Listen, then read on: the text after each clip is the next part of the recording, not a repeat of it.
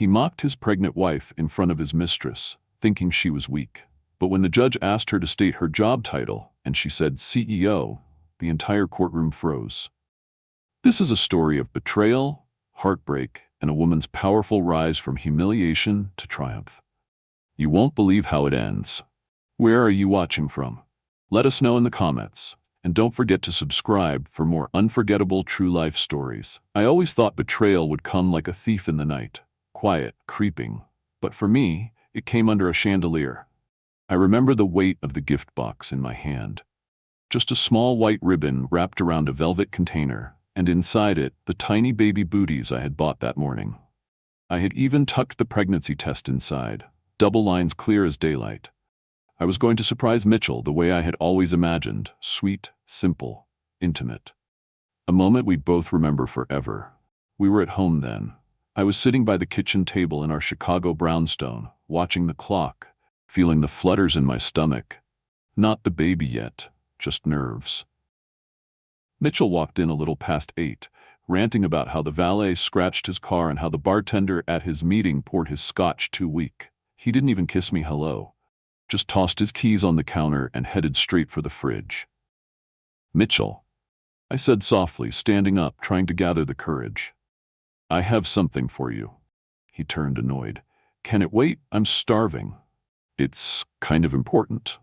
I handed him the box. He opened it, looked confused for a second, then furrowed his brow as the test and booties registered.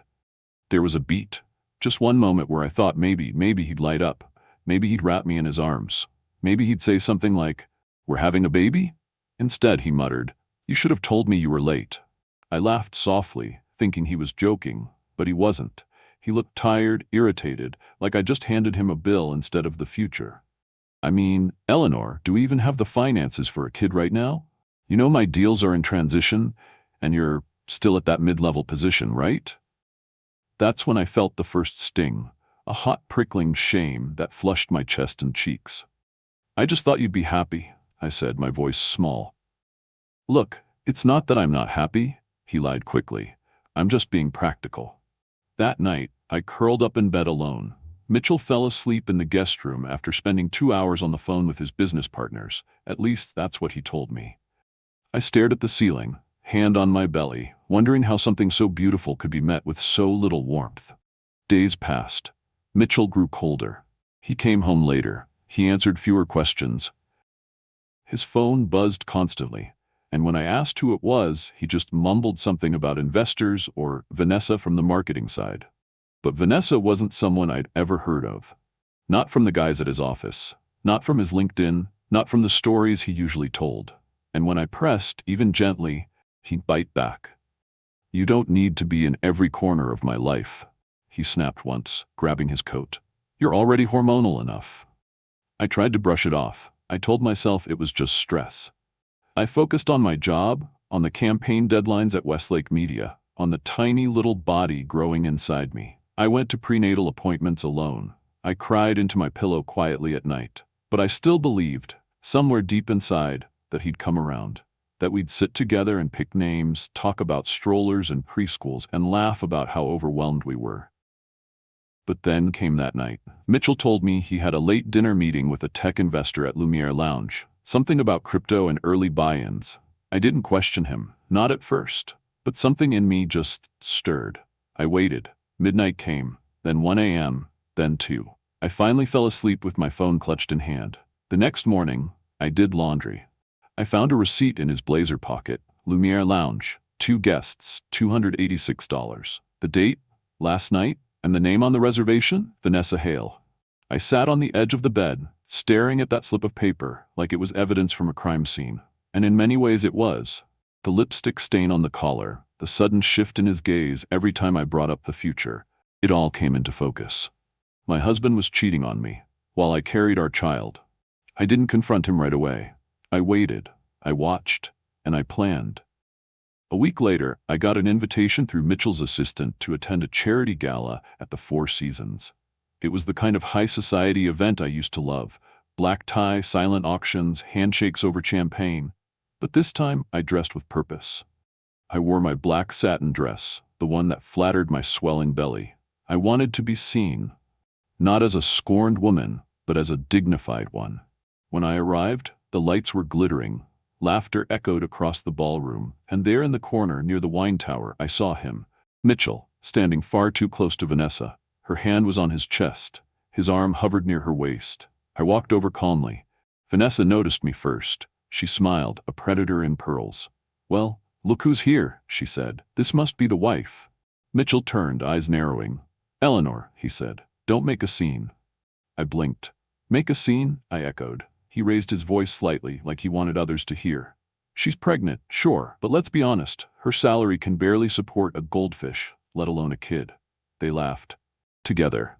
Right there in front of me. I stood still, hands trembling, belly tight. The entire room felt frozen, like even the chandelier paused to listen. I turned around and left. I didn't say a word. Not then. Because the battle he thought he'd won was only the beginning.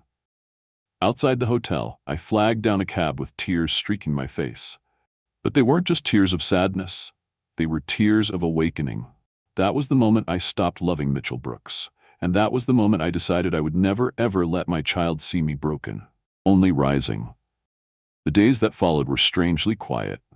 Not peaceful, not calm, just quiet in that unsettling way right before a storm breaks. Mitchell barely acknowledged what happened at the gala. He acted as if nothing had transpired, as if mocking me, his pregnant wife, before a room full of polished strangers, and his mistress was just another Tuesday. And maybe for him, it was. But something inside me had changed that night. Whatever thread of love I had left unraveled when I saw the delight in his eyes as I walked away humiliated. He wasn't sorry, he was proud. And pride, I realized, was the currency of a man who had never been forced to earn anything real. I knew I couldn't stay still. Not for me. Not for the child growing inside me. I didn't scream. I didn't throw dishes or pack my bags in the middle of the night. Instead, I watched. I started keeping records. I became someone I never thought I'd have to be. Strategic, careful, and quietly relentless. His lies grew sloppier. His phone buzzed late at night, and he'd grab it like a teenager with a secret.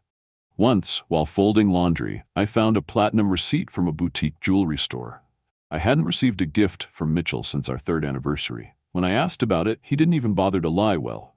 "Business contact," he said flatly, and walked away. I turned to the only person I trusted, Diane Wu. Diane had been my mentor when I first joined Westlake Media, but over the years she'd become more like family. Wise, unflinching, and fiercely protective, she had seen Mitchell's mask slip long before I ever did. "He's not going to change," she said gently as we sipped tea in her garden. "But you can, and you must." I broke down. I told her everything. The gala, the late nights, the cruel words, the silence in bed, the look on his face when I gave him that box. She didn't interrupt. She just listened, nodding, letting me empty the weight I'd been carrying for months. When I was done, she leaned back and said, "You have more power than you think, Eleanor. You're brilliant at what you do. Why keep building someone else's castle when you can build your own?" I laughed weakly. "Start my own firm? While pregnant?" "Why not?" Diane shrugged. "You're already surviving hell. Might as well make it count." Her words lit a fuse. That same night, I dusted off an old email from Richard Lee, a former client from my agency days who'd once told me, "If you ever want to work on something with real teeth, call me." He was the founder of Ascension Media, a tech-forward marketing firm, launching a new app designed to help small creators manage digital branding without a full agency. He was looking for fresh campaign leadership. I sent a message, just a short professional note. Didn't mention the baby. Didn't mention the disaster of a marriage I was escaping. Just me, my resume, and a willingness to work hard. He responded the next day. "Eleanor, perfect timing. We're building a new strategy team and need someone with your edge. Can you meet this week?" I said yes before I could second-guess myself. That Friday, I slipped on my best maternity-friendly blazer, pulled my hair into a tight bun, and took the train to Ascension's downtown loft. The office was sleek and modern. Exposed brick, whiteboards cluttered with scribbles, and a team of hungry creatives with open laptops and big eyes. Richard greeted me like an old friend. His energy was grounded, not performative like Mitchell's. He didn't ask about my personal life. He didn't comment on the pregnancy. He looked at my portfolio, scanned my notes, and said, "You get it." You know how to lead without shouting. That's rare. He offered me a consulting contract that evening, nights and weekends, flexible hours, generous pay. Enough to start building a financial cushion Mitchell couldn't touch. I said yes. Every night after Mitchell went to sleep or left for meetings, I opened my laptop and became someone new. I poured myself into the work: campaign architecture, tone strategies, mock-up reviews, tagline testing. I wasn't just surviving anymore. I was building something. Quietly, steadily. Mitchell had no idea. One afternoon, I received my first payment from Ascension. The amount was more than my monthly salary at Westlake. I opened a new bank account that Mitchell couldn't access under my maiden name, Eleanor Green, and transferred the funds there. It felt like drawing a line in the sand, invisible but unshakable. Meanwhile, Mitchell sank deeper into his performance. He posted photos on social media, cocktails with clients, rooftop events with blurred backgrounds where Vanessa's silhouette was unmistakable. I noticed he stopped tagging me altogether. I didn't say a word. I was done begging to be seen. At one point he asked casually, "You seem tired all the time. You okay?"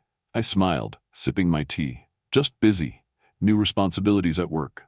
He grunted. "Maybe it's time to quit, you know? You'll have the baby soon. It's not like your job matters that much." I nodded politely and went back to sketching out a rollout calendar for Ascension's beta launch. But inside me, something shifted again. I no longer needed his permission. I wasn't seeking his approval. I was learning how to move without him. As the baby grew, so did my confidence. I found myself smiling during meetings, laughing again with Diane, and even catching myself humming while I assembled the crib alone in the nursery. One evening, Richard called unexpectedly. "Hey, Eleanor," he said. "Bit of a curveball. Our investors were floored by your campaign. They want more. We're launching a subsidiary, Ascension Creative, focused on brand identity, and we need someone to build it from scratch." I held my breath. "We want you to lead it." "Lead it?" I asked slowly. "As in, CEO?" The words sat there in the air like a sunrise. I didn't answer right away. I looked down at my belly, felt a soft kick, and thought of the life I was growing. Not just Daniel, but my own rebirth. I wasn't sure how I'd juggle it all, but I knew one thing for sure. I'd rather try and fail on my own terms than live one more day as someone else's afterthought. "I'm in," I said. The next morning, I sat at the kitchen table when Mitchell walked in. He glanced at my laptop. "Still working on those cute little ads?" I closed the screen, smiled softly. Something like that. He didn't see it coming. He wouldn't until it was too late. There's a kind of strength that grows quietly. It doesn't roar or beg to be noticed. It doesn't slam doors or throw dishes. It gathers, like a river under ice, slow, steady, and powerful enough to carve stone. That's what I became. While Mitchell strutted through our neighborhood like a peacock, hand in hand with Vanessa, flashing his Rolex, laughing too loudly at things he never earned, I was slowly, silently, building a life he couldn't touch. Mornings were a blur of decaf coffee and prenatal vitamins. Evenings belonged to Ascension Creative. The subsidiary Richard had entrusted to me wasn't just an idea anymore. It was becoming a living, breathing vision. My vision. Brand decks, partnership pitches, launch calendars. I created every piece like it was armor. I wasn't just proving something to Richard or the investors. I was proving it to myself. Every time Daniel kicked, I whispered, "We're doing this, little one. Just hang in with me." I started conducting virtual meetings from the guest bedroom, strategic planning calls with developers in San Francisco, copy ideation with designers in Austin, even a contract negotiation with a firm in Tokyo. My maternity belly, though prominent now, was never a hindrance. I learned how to hold my camera just so, keep the angles tight, and let my work speak louder than any judgment could. Richard checked in often. "You need anything?" he'd ask. Time, coverage, space to breathe. And I'd always answer the same. "I just need to finish what I started." One Friday afternoon, after a particularly long call with a European branding team, Richard texted, "Investor presentation was a slam dunk. You've got the board in your corner. I'm meeting with legal to finalize the paperwork next week. Welcome to the CEO seat, Eleanor." I just stared at my phone for a long time. I was in the living room, surrounded by baby supplies still in unopened boxes. The crib leaned against the wall. The stroller was half assembled. A diaper pail sat awkwardly in the hallway like it was waiting for permission to belong. Then I laughed. Not the small, polite kind I'd trained myself to use. A full, aching, belly-deep laugh. Because after everything, the dismissal, the humiliation, the nights I cried myself to sleep, I was here. Pregnant, alone, exhausted. And yet, I was winning. That night, Mitchell came home late. Again. I didn't ask where he'd been. I didn't need to. The perfume trail on his collar, sweet and sugary, Vanessa's signature, told me everything I needed to know. He walked in like he owned the world, shrugged off his jacket and glanced at my laptop. "You're still playing businesswoman?" he muttered, grabbing a beer. I looked up slowly. "I accepted a new job," I said. "Chief Executive Officer." He snorted. "Of what? A hobby club?" "Of Ascension Creative," I said calmly. "We launched this quarter." Mitchell blinked. He looked thrown for half a second. Then, as always, he twisted it. "Jesus, Eleanor, you're 8 months pregnant and taking on more stress? What's wrong with you? You think that's responsible?" "I think building something of my own is exactly what's responsible," I said, closing my laptop. "For me, and for our son." He waved me off. "It won't last. Startups never do. You'll come running back when it crashes." I smiled. "Let's hope not. Because I won't." For the first time in a long time, Mitchell looked genuinely uneasy. He walked off muttering, but I could feel it. He knew something had shifted.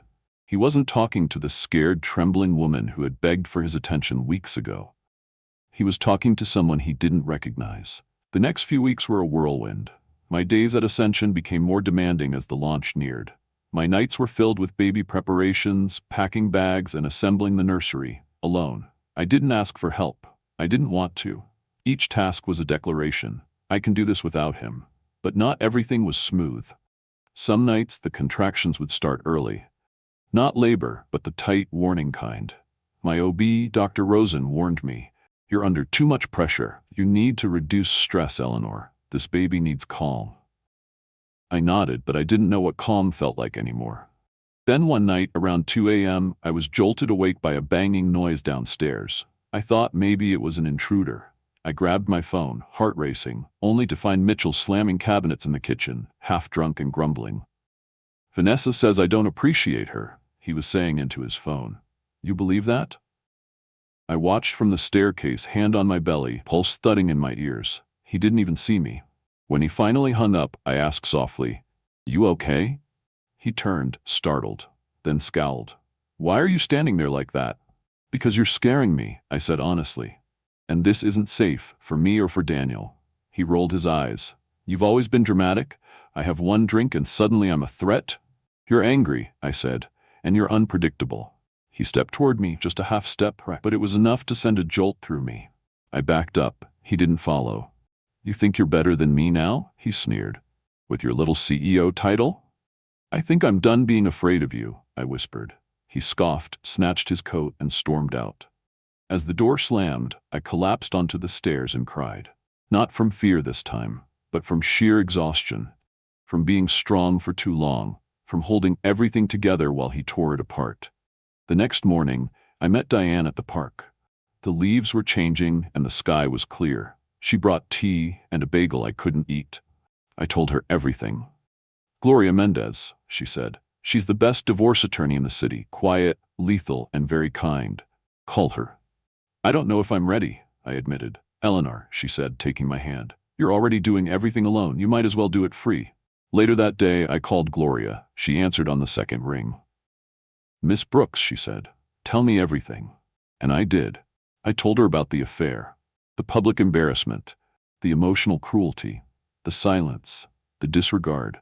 I told her I had documentation, receipts, screenshots, credit card statements. I told her I had a separate account, an independent income, and a child coming any day now.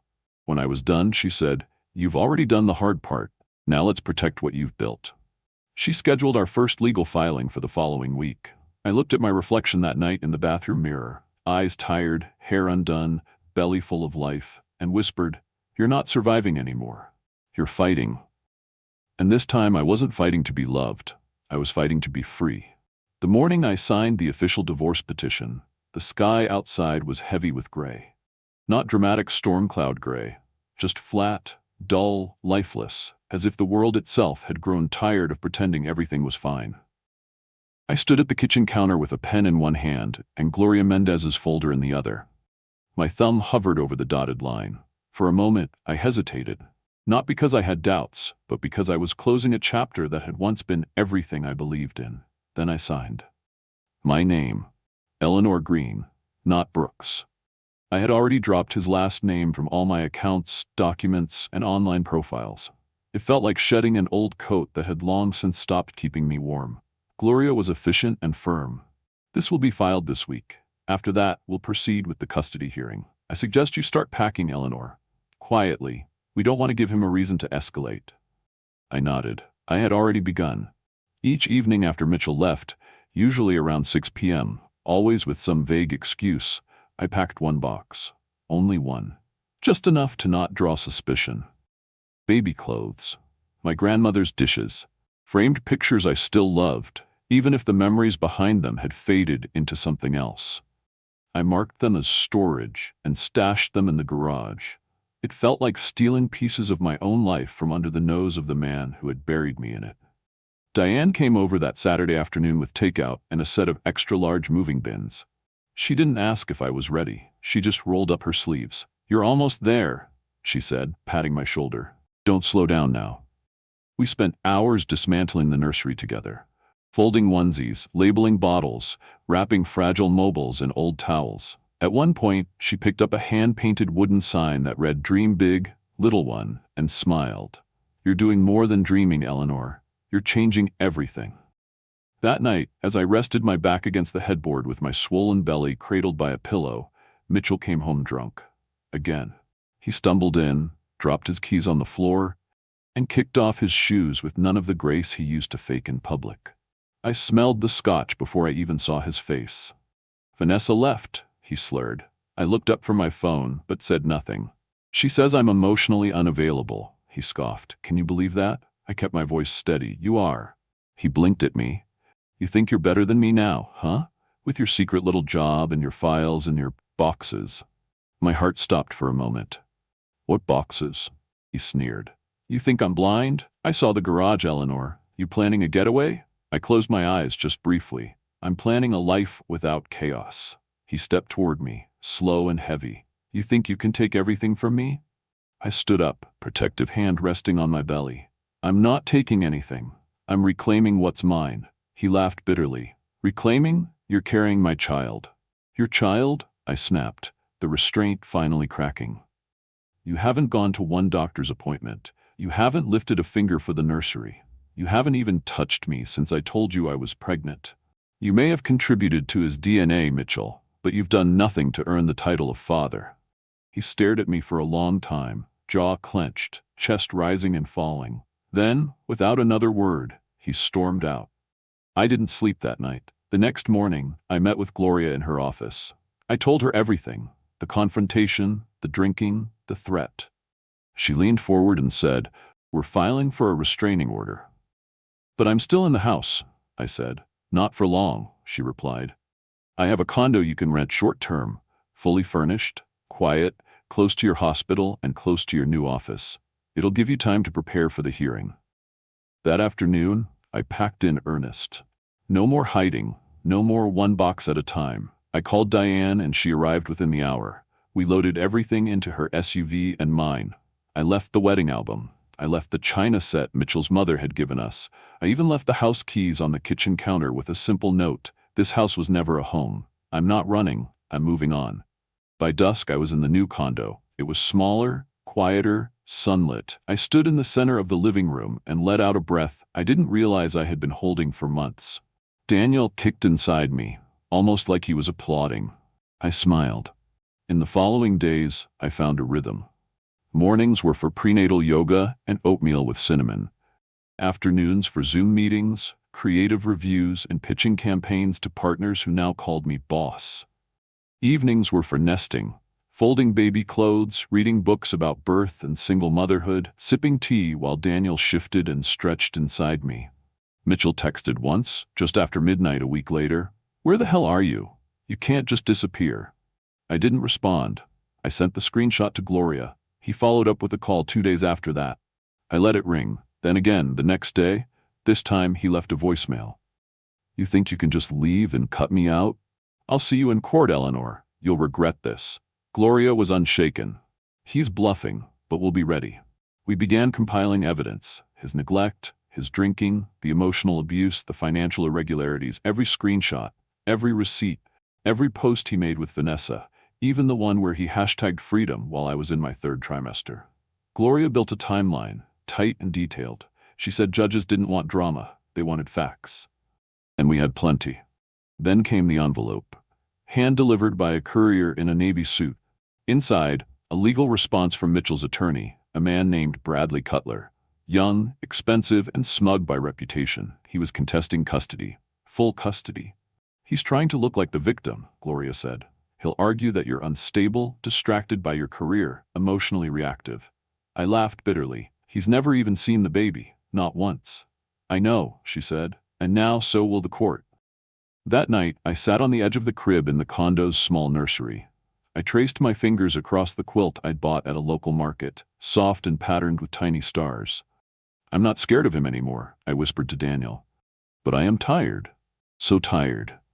Daniel kicked, light and steady. I closed my eyes and took a deep breath. Just a little longer, I told him. We're almost free. And deep down, I knew, when that gavel dropped, I wouldn't just be fighting for custody. I'd be fighting for every woman who was ever told she was too emotional, too ambitious, too inconvenient. And I planned to win. The contractions came on a Thursday morning. Not the fake kind I'd been warned about, the soft tightenings that pass like a breeze, but the real ones, the kind that grab you by the spine and knock the breath from your lungs. It started just after dawn. I was sitting on the floor of the nursery in the condo, folding newborn onesies, when it hit. Sharp, low, and unforgiving. I froze, both hands instinctively covering my belly. At first I thought it was too early to panic. 36 weeks, give or take. I'd read enough to know it was possible, even normal, for some babies to come a little ahead of schedule. But I also knew I wasn't ready. I hadn't finished packing my hospital bag. I hadn't installed the car seat. I hadn't even chosen which outfit Daniel would wear home. Another wave of pain came. Stronger. Deeper. I gripped the edge of the crib and whispered through clenched teeth. Okay, you're coming. I hear you. I reached for my phone with shaking hands and called Diane. She picked up on the second ring. Eleanor? I think it's time, I said, breathless. They're close. I can't drive. I'm on my way. 20 minutes later, she was at my door, hair barely brushed, sweater inside out, purse half open. She didn't say anything, just helped me into her car and turned on the hazard lights. The ride to Mercy Hospital felt both endless and instant. I remember staring out the window, watching the city blur by, thinking, he's really coming, my baby's coming, and I'm doing this alone. But I wasn't. Not really. Diane held my hand the whole time. She kept whispering, "You're doing great. Almost there. Just keep breathing." Once inside the hospital, everything became a flurry. Nurses, monitors, questions, forms. I was wheeled into a room painted in soft pastels, a monitor strapped to my belly, an IV slipped into my arm. A kind-eyed nurse named Camille explained that I was in active labor. My blood pressure was slightly elevated, but the baby's heartbeat was strong. They were going to let things progress naturally. "Do you have someone else coming?" she asked gently. I shook my head. "Just her," I said, nodding at Diane, who hadn't moved from her place beside me. Hours passed. The pain grew unbearable. I asked for an epidural, then I waited. Then I waited and waited. I cried once, silently, when no one was looking, because I imagined what this might have looked like in another life. A loving partner by my side, someone brushing the hair off my forehead, whispering, "You've got this, baby, I'm right here." But Mitchell wasn't there. And somehow, that became my strength.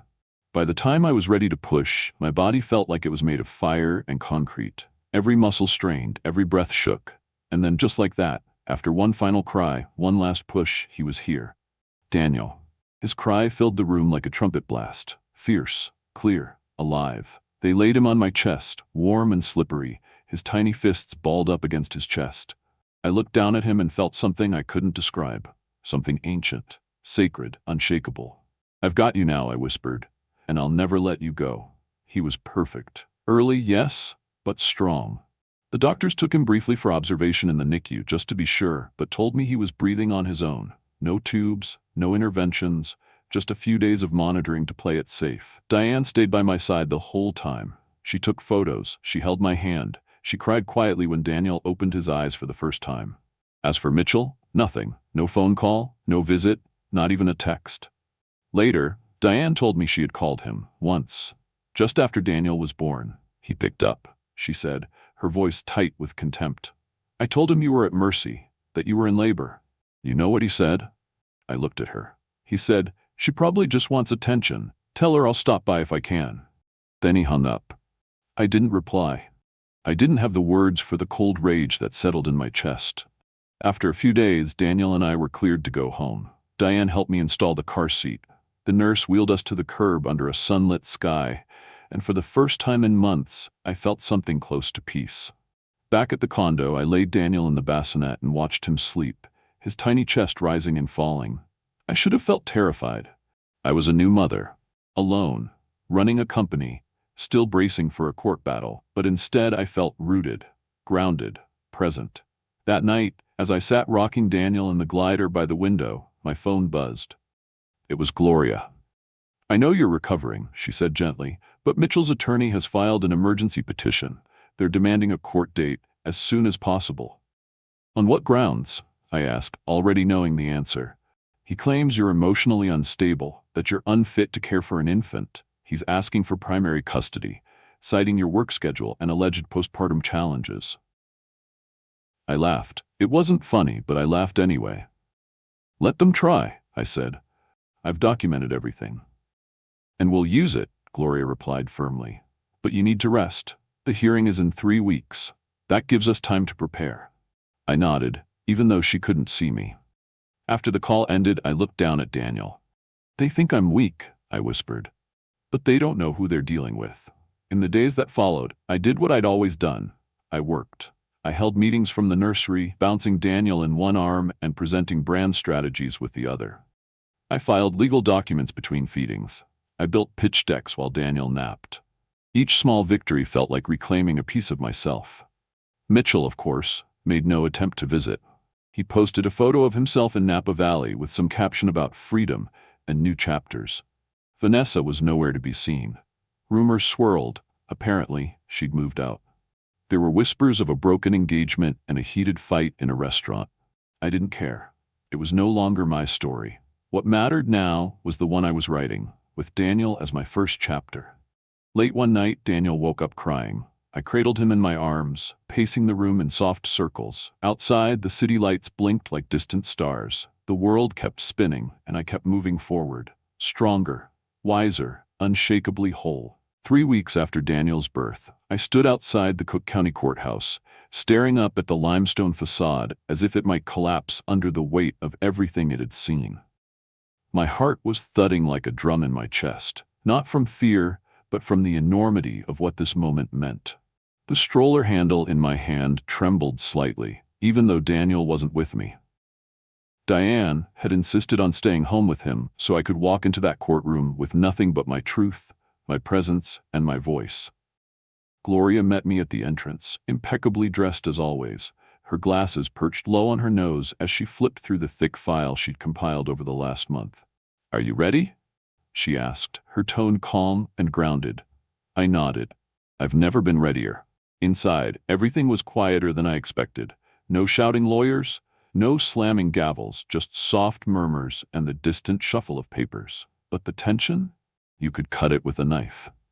Mitchell was already seated at the petitioner's table, looking polished in a navy suit that probably cost more than my hospital stay. His hair was slicked back, and his posture was rehearsed. One leg crossed, arms relaxed, as if he were hosting a board meeting instead of fighting for custody of the son he hadn't even met. Sitting next to him was his attorney, Bradley Cutler. Young, expensive, cocky in that way that only men who've never truly been told no tend to be. I didn't look at Mitchell. Not once. The judge, the Honorable Alicia Stone, called the session to order. She was a composed woman in her late 60s, with a steel-gray bob and eyes that missed nothing. She didn't smile. She didn't scowl. She simply began. Today's hearing concerns custody of the minor child, Daniel Green, between Eleanor Green and Mitchell Brooks. Let's proceed. Gloria rose first, her voice firm, deliberate. She walked the court through a timeline.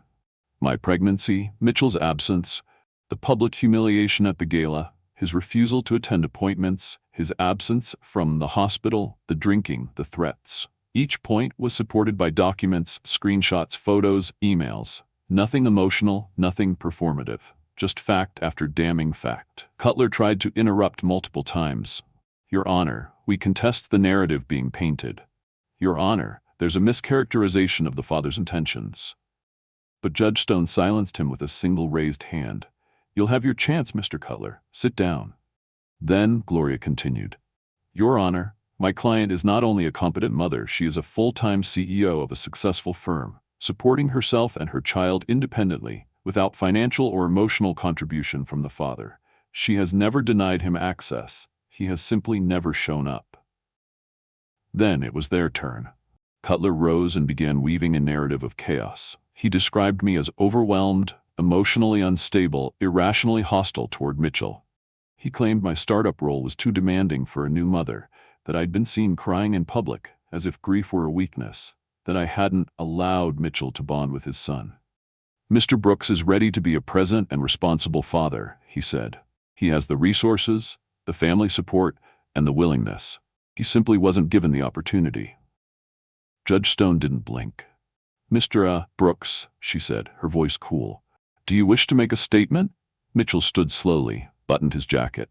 Your Honor, he began, I acknowledge that I may not have been as involved during the pregnancy as I should have been. I was misled. I believed Eleanor wanted to keep me at arm's length. I tried to be present, but she pushed me away. Lies. Carefully crafted, hollow lies. I watched the judge's expression, still unreadable. Then Cutler made his final move. We'd like to call a witness, Your Honor. Judge Stone nodded. Proceed. From the back of the courtroom, Vanessa Hale entered, dressed in a fitted beige suit, her blonde curls perfectly arranged. She walked with a practiced grace, as if the courtroom were a red carpet and she'd spent weeks preparing for this moment. She took the stand, raised her hand, swore to tell the truth. Then she began. I was in a relationship with Mitchell Brooks during the latter half of Eleanor's pregnancy, she said. And while I understand that may look bad, I want to be clear. Mitchell always expressed confusion and sadness over being shut out. He tried to be involved, but Eleanor created an environment that was hostile and cold. She spoke like an actress playing the role of concerned other woman. It was almost impressive, if it hadn't been nauseating. Gloria stood. Objection, Your Honor. Ms. Hale's testimony is speculative and irrelevant to the question of custody. Judge Stone paused. Sustained. You may continue briefly, Ms. Hale, but keep your commentary focused. Vanessa nodded, shifting in her seat with a faux humility. Mitchell told me Eleanor wasn't coping well, that she was falling apart emotionally, that the pressure of her job was too much. Gloria didn't need to respond. She let Vanessa keep talking and talking until the performance began to unravel. The judge's brow furrowed slightly. Vanessa's voice lost its smoothness. Her carefully curated concern started to sound like petty grievance. And then came the moment. Judge Stone leaned forward. Miss Hale, are you aware of Miss Green's current occupation? Vanessa blinked. I think she works in marketing. Her title, the judge clarified. Oh, she's something mid-level, I believe, like an assistant director? Gloria rose. Your Honor, may we clarify? The judge nodded. I stood slowly, heart pounding, and looked straight ahead. I'm the Chief Executive Officer of Ascension Creative, I said clearly. We launched last quarter. Our campaigns were featured in Forbes and Fast Company. We're currently preparing for a multi-million-dollar acquisition. There was silence. Even Mitchell turned his head, face pale. The judge tilted her head. Do you have documentation of your role and income, Miss Green? Gloria handed over the folder. Signed offer letter, tax documents, pay stubs, media coverage, all included. Judge Stone flipped through the papers with methodical precision. She paused, closed the folder, looked directly at Vanessa. You were unaware of this professional standing? Vanessa shifted uncomfortably. I didn't know. No further questions, the judge said, her voice clipped. You may step down. Vanessa returned to her seat without looking up. Then Judge Stone turned to me. Miss Green, she said, you may speak. I rose, and for the first time in months, I let it out, not with tears, not with rage, but with calm, unwavering honesty. I told her how I'd carried my son alone, how I'd held meetings with one hand and cradled him with the other, how I hadn't once denied Mitchell access, how he had simply never tried. I told her about the night I went into labor alone, and how I held Daniel in the NICU while the father posted selfies from Napa. I didn't dramatize it. I didn't attack. I just told the truth. When I finished, Judge Stone sat back in her chair. The room was silent, and I knew in that breathless, suspended moment that everything had changed. Judge Stone's silence carried more weight than any gavel could. For a moment, the entire courtroom felt suspended in time, like the world had paused to listen for the sound of justice breathing. Mitchell sat frozen. His smug posture had vanished, replaced by a hollow stillness. His hands, once casually folded on the table, were now clenched into tight fists on his lap. Across the aisle, Vanessa's confidence had withered. She stared straight ahead, eyes vacant, like someone realizing they had stepped onto a stage without knowing the lines. Judge Stone leaned forward, fingers interlaced. Her voice was low but firm. This court has reviewed the evidence and heard all testimony. What we've seen is a stark contrast between two parents. One who has consistently prioritized her child's welfare from conception, and another who has failed to demonstrate any consistent involvement. She looked at me. Ms. Green has shown not only emotional stability and independence, but also professional success that reflects her ability to create a secure future for her son. Then she turned to Mitchell. Her eyes, once unreadable, now carried something sharper. Mr. Brooks, your attempt to challenge custody based on convenience, rather than contribution, is deeply concerning. You've offered no credible evidence of active parenting or emotional support. Mitchell opened his mouth to object, but the judge raised her hand. I'm not finished. He closed it again. Judge Stone continued, her tone heavier now. And as for the baseless attempt to question the paternity of the child, without documentation or sensitivity, I find that not only irrelevant, but reprehensible. Your behavior suggests a pattern of deflection and entitlement, not fatherhood. My throat tightened. I kept my face steady, but inside I felt every word land like a thunderclap. This court rules in favor of Miss Eleanor Green, the judge declared. Full legal and physical custody of the child, Daniel Green, is hereby granted.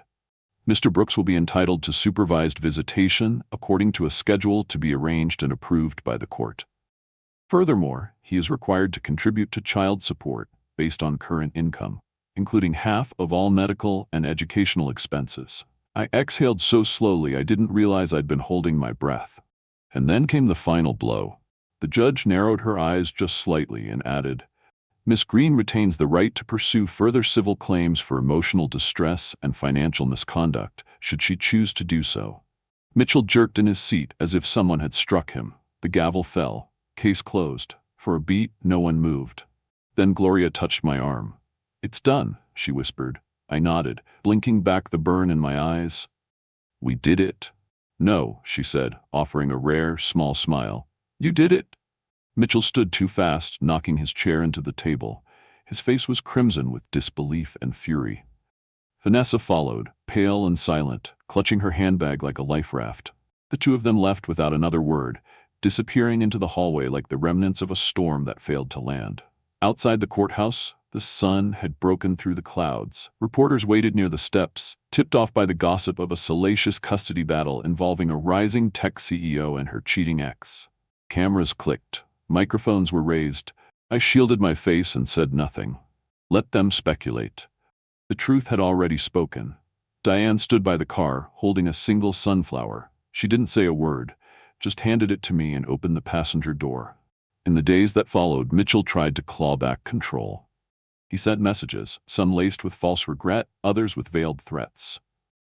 Let's talk this out, one read. For Daniel's sake. Another, I'm not the villain you're trying to make me look like. I ignored them all. Gloria handled everything from that point forward. What stunned me most wasn't Mitchell's tantrums or Vanessa's silence. It was how little I cared. Their names became background noise, meaningless echoes of a life I'd outgrown. My focus was on Daniel. Matthew was growing fast, his eyes wide and curious, his fists strong, his tiny smile crooked just like mine. He liked classical music and the sound of the dishwasher. He hated bath time but loved being held against my chest. Every morning, I woke up with his soft breaths beside me and felt something I hadn't felt in years. Peace. Meanwhile, Ascension Creative was thriving. We signed 2 major clients in the same week the court ruling was issued. I was invited to speak at a women's leadership conference downtown, and a feature article titled "The CEO Who Took on Her Ex in Court and Won" landed in a local magazine. I didn't ask for any of it. But the attention came anyway. People asked how I did it, how I balanced a newborn, a legal war, and a startup. I always said the same thing: when you're fighting for your child, nothing feels heavy. One chilly October morning, I received an envelope in the mail, no return address. Inside was a handwritten letter. "Eleanor, I know I've lost everything. I don't expect you to forgive me. I just wanted to say I'm sorry. For how I treated you. For not showing up. For being so wrapped up in myself that I didn't see the damage I caused until it was too late. I know I'll never be the father Daniel needs, but I hope one day he'll let me be a small part of his life. I wish you both the happiness I couldn't give you. Mitchell." I read the letter once, then folded it and placed it in the back of a drawer, unsure if I'd ever look at it again. Some wounds don't bleed anymore, but that doesn't mean they're healed. That weekend, we celebrated Daniel's half-birthday. Just a quiet brunch with Diane, Gloria, a few friends from Ascension, and Richard, who had become not just a business partner but a true friend. He held Daniel with the ease of someone who knew how to respect space and presence. No pressure, no expectation, just kindness. As we sang a soft song and passed around cupcakes, I looked around at the people who had stood beside me, not because they had to, but because they chose to. And I realized I was no longer standing on the ruins of what was. I was standing on the foundation of what I'd built. For myself, for my son, and for the woman I had always meant to become. Not a survivor, not a victim, not even just a CEO. I was Eleanor Green. Whole, free, and finally, unbreakable. A year after that courtroom gavel fell and reset the course of my life, I stood in front of a full ballroom at the Hyatt Regency, the glow of a chandelier shining softly above me. My name had just been announced through polished speakers, and applause filled the air, not the forced, polite kind, but the kind that ripples with real admiration. I took the stage, wearing a sleek navy dress that hugged my waist just right, heels that didn't hurt, and a calmness that came not from pretending to be strong, but from knowing I was. As I approached the podium to accept the Entrepreneur of the Year award from the National Women in Business Coalition, my eyes searched the crowd briefly.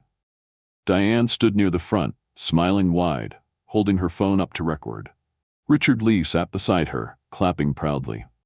Gloria had made it too, her normally stern face softened, eyes glistening under the lights. And off to the side, bouncing in the arms of his godmother, was Daniel. My son. My reason.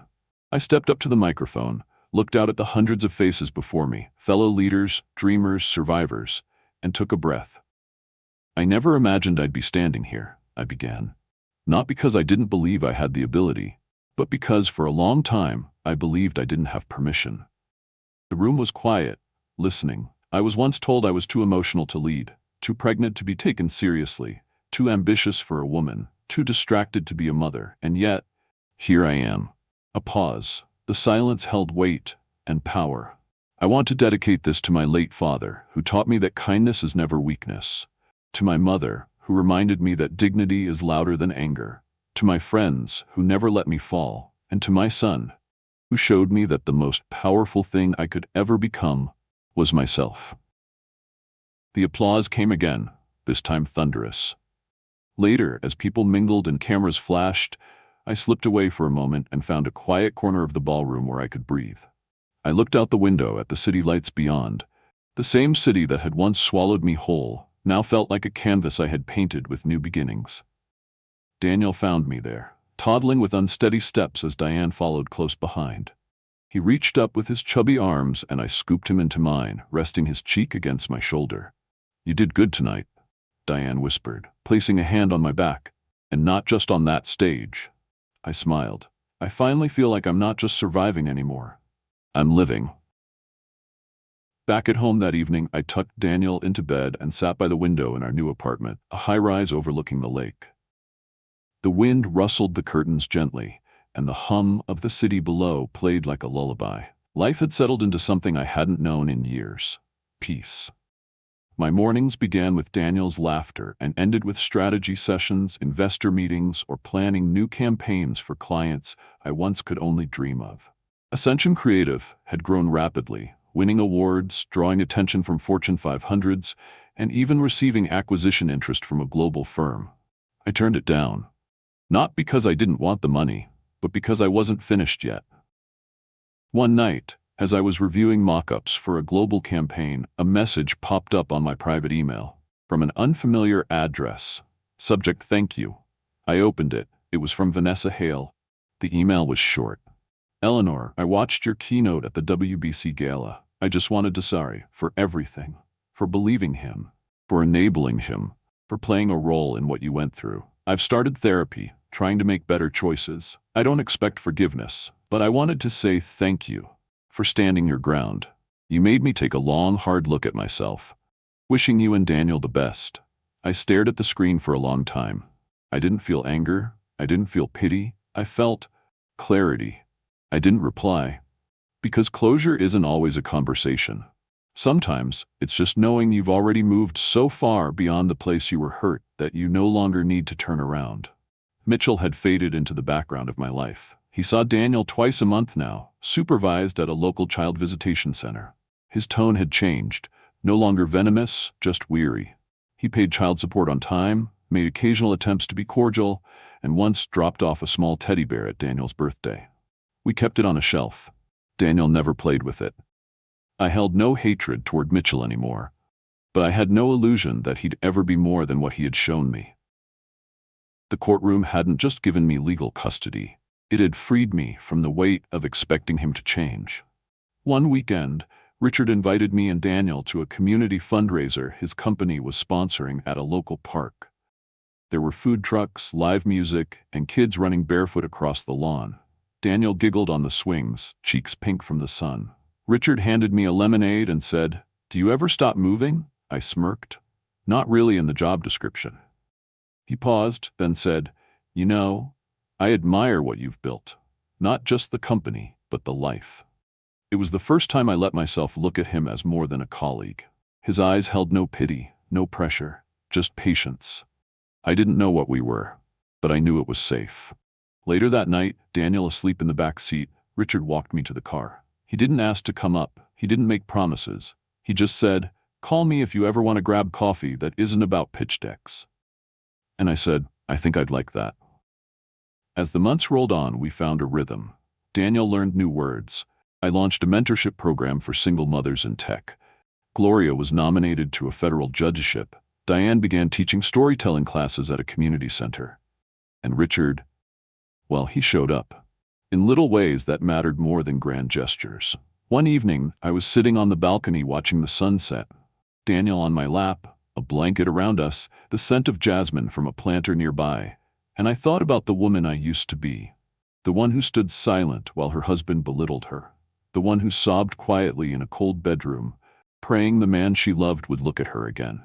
The one who handed over a box with tiny shoes, hoping it would start a family, instead of cracking one apart. That woman was gone. In her place was someone new. Someone whole. Someone who had walked through fire and emerged with softer eyes, steadier hands, and a louder voice. Daniel stirred and looked up at me. "Mama? Yes, baby? Are we happy now?" I smiled. "Yes," I whispered. "We really are. Because we weren't just safe. We were free. And that, more than any title or accolade, was the greatest victory of all." Thank you so much for staying with us through the end of Eleanor's journey. If you've made it this far, it means you felt something. And maybe, like Eleanor, you faced moments when your voice was ignored, your worth underestimated, or your love taken for granted.